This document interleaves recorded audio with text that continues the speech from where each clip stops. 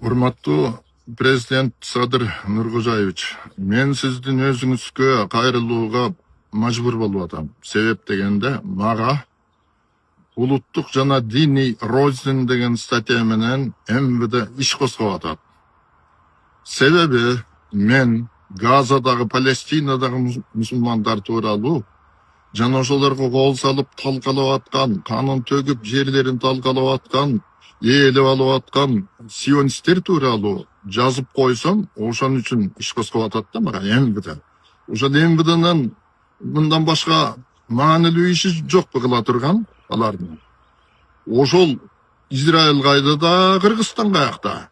Анан кийин ошону менен мен суракка чакыртып, ошол ишти козгоп түптөп атат багы делосун тиркеп.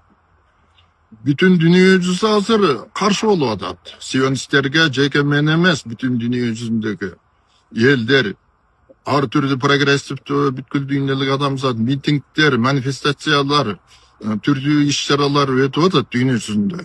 Бизде дагы өткөн мурдагы жылы. Анан ошон үчүн сиз өзүңүз бир көз салып, ушул иш адилеттүү чечилгидей кылып, мага карата куугунтук токтолуу Кудай кылсаңыз экен деген өтүнүч менен өзүңүзгө кайрылып атам.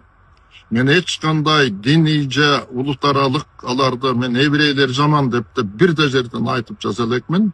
Ошондой эле еврейлердин дини, яхудийлердин дини жаман деп да эч бир жерде айтат элекмин, жазат элекмин. Булар ошондой жалганды токуп мени жоопко тартуулары келип атат да. Рахмат.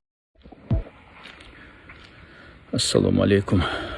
Ички иштер министрлигинин жетекчиси кымбаттуу Ниязбеков улан энем. Кече социалдык желилерден белгилүү коомдук жана диний ишмер Дүйшөнбек Ажы Абдулдаевдин президентке кайрылуусун көрүп калдым. Ошондуктан сизге кайрылууну туура көрүп атам. Мүмкүн колуңузда иштеген кызматкерлер жаңылышкандыр. Анан туура эмес бирөө айткандыр.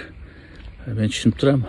Азыр ким Палестинага болушса, Израилдин геноцидине каршы чыкса, жөөтөр тынч отурбай, дары өзүнүн адамдары аркылуу арыздарды жазып, аларды коркуткан аракет кылат, камаган аракет кылат. Ошондуктан бул кайрылуумду туура түшүнөсүз деп ойлоймун. Дүйшөнбек Ажы Курандын тафсирлерин кыргызча которгон инсандардан бири. Анча жылдан бери динди түшүндүрүү үчүн китептер чыгарат. Ошондуктан бул дин маселесини, саясат маселесини туура түшүнөт. Ошондуктан ал президентке кайрылып атат. Мен эч кандай күнөөм жок, кылмыш да жасаган жокмун деп. Анан бир Кыргызстан эмес, Ородук Азия, мурдагы Совет Союзунун территориясында ушу 25 жылдан бери аны билсем, дайыма дуа, бата кылганда сөзсүз Палестина үчүн дуа кылат. Мындай башка мен таксырды көргөн жокмун. Анткени мусулмандар баары бир денедей дейт. Эгерде бир жери ооруса, бүт дене титиреп ооруйт дейт. Ошондуктан Дүйшөнбек Ажы Палестина маселесин дайыма көтөрүп келген. Анткени ал согушка каршы, геноцидке каршы. Өзүңүз жакшы билесиз, биздин президентибиз Садыр Жапаров да Палестинаны колдоп, акчалай да жардам берип, биздин Эрк партиясы 2 жыл митинг кылганда сиздер, Ички иштер министрлиги, коопсуздук комитети, президент баш болуп, мэриялар баш болуп туруп, рухсат берип, ушу Палестинаны колдоо боюнча Бишкекте жана Ошто 2023 жылы чоң митингдер өткөргөнбүз. Ошондуктан биздин президент ушу саясатты дайыма алып барат, Палестинаны колдоо боюнча. Анын сөзү бүт бардык мусулмандарга жагып, өзгөчө коңшу өлкөлөрдөгүлөргө Кыргызстан президенти азамат деп.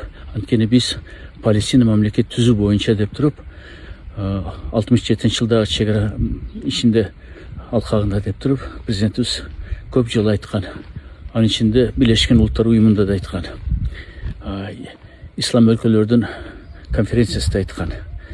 Ошол үчүн мен сизге өтүнүчүм, ушул маселени өзүңүз жеке көзөмөлгө алып, анан